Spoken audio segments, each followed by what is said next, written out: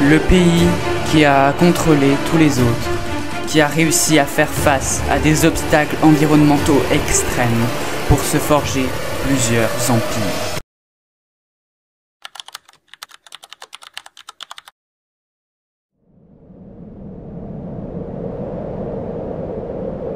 Au départ, ce n'est qu'une île, enfin plutôt 2 îles.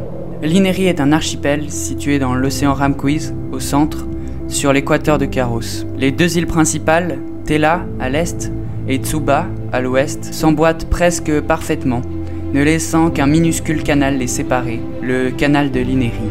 À l'est, l'île de Tela est entièrement recouverte par un désert de pierre, sec, aride et indomptable.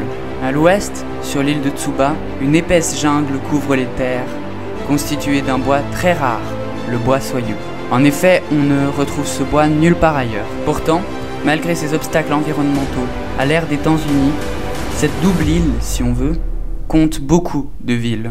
La plus au nord, située sur l'île de Tela, est la ville de Fares. Sa grande particularité est son phare énorme, le plus grand du monde, dominant la ville et guidant les marins qui traversent l'océan Ramquiz. Toujours sur l'île de Tela, un peu plus au sud, au bord du canal de l'Ineri, se trouve la capitale de ce pays, Arantiara. Cette ville a acquis sa grandeur plutôt modernement grâce à une position assez centrale dans le pays.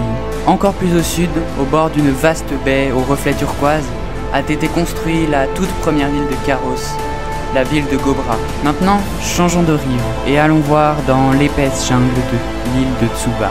Au sud de l'Ineri, la ville de Line, grand port du pays, accueille tous les bateaux commerçants venant de la mer Grise, toute proche. Plus au nord, la plus grande ville de Tsuba, appelée Ria, trône au cœur de la jungle. Elle est bâtie sur le plus grand arbre naturel de Caros, au bord d'un lac, au centre de ces terres humides. La culture inérienne est plutôt limitée. En effet, le peuple qui occupe le pays à l'ère des temps unis est descendante des colons nérafuriens, qui sont arrivés à cet endroit que 6000 ans après la création de l'île. Mais des dizaines d'autres peuples ont occupé ces terres au cours des millénaires, et ils y ont bien évidemment laissé des traces. Toutes les villes que j'ai citées dans la première partie de cette vidéo portent des ruines de nombreuses civilisations. Lors des temps unis, le système de vote est démocratique. Chacune des 6 grandes régions de l'Ineri vote pour un représentant qui votera dans une grande assemblée où se décident les plus grandes décisions du pays. Ce système a marché un certain temps, puis un parti a réussi à prendre le pouvoir total du pays.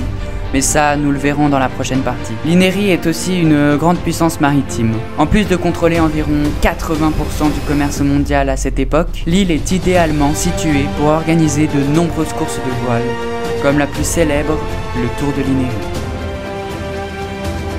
Le départ de cette course ne se situe pas en Ineri, mais dans la ville de Crépuscule, en Féerie. Les navigateurs partent à l'assaut de l'océan Ramquiz, océan violent aux nombreux courants meurtriers. Les participants doivent contourner l'île de l'Ineri par ses 4 caps en s'arrêtant à chaque grande ville qu'ils croisent. Enfin, les navigateurs doivent retourner sur les côtes nordiques à Crépuscule pour terminer leur course. Un bateau, une baie, le début d'une histoire. Tout a commencé dans la baie de Gobra, lorsque les humains sont arrivés à Caros. Et oui, c'est en Ineri, le pays des sables et des arbres, qu'ils ont débarqué. Quelques années plus tard, 4 groupes s'étaient créés, 4 clans. Le clan de Gobra, celui de Fares, celui de Ria, et enfin, le clan de Line. Ils vécurent sur l'île d'Ineri pendant 100 ans, une existence entrecoupée de conflits. Puis, la nourriture sur l'île commença à manquer, et tous les clans décidèrent de quitter l'île. Tous, sauf le clan de Ria. Celui-ci occupa toute l'île d'Ineri et changea de nom pour se nommer l'Empire Rurgal.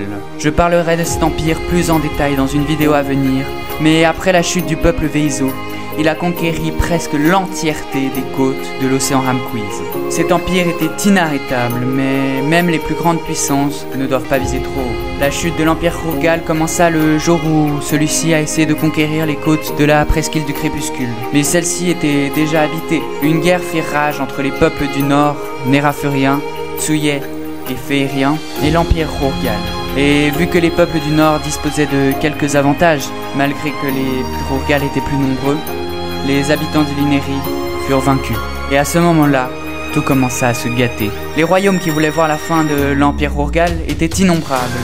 Les royaumes mixlésiniens, celui des îles d'Akra, le royaume de Quibra, ou encore les peuples de la Corne Noire. Voyant l'Empire affaibli, ils l'attaquèrent tous en même temps, ne laissant pas le temps à celui-ci de se défendre. L'île inérienne fut à ce moment-là occupée par plusieurs peuples. D'abord les Ligues Rouges, l'Empire mixlésinien de Kutso, et finalement les rebelles sauvages. Tout cela dura jusqu'au jour où les Nérafuriens mirent pied au nord de l'île de Tsuba. Celle-ci fut rapidement colonisée, servant de réserve à Nérafur lors de sa guerre contre l'Empire mégobrien. Mais Nérafur délaissa l'île désertique de Tela. Alors, un peuple rebelle nérafurien s'en empara, fondant un puissant empire colonial, celui des pirates nérafuriens. Il s'étendait de Fares jusqu'au plus profond de la Subrabéisie. Cet empire fut finalement détruit par Nérafur, qui contrôla toute l'île d'Inéru. L'île traversa de nombreux conflits, puis, au début des Temps Unis, devint indépendant. Il avait le système politique que nous avons vu précédemment, mais un parti finit par prendre le dessus sur les autres, en se faisant élire dans la majorité des régions et en votant une loi pour devenir le seul pouvoir possible. Ce parti était celui des Iners glacés.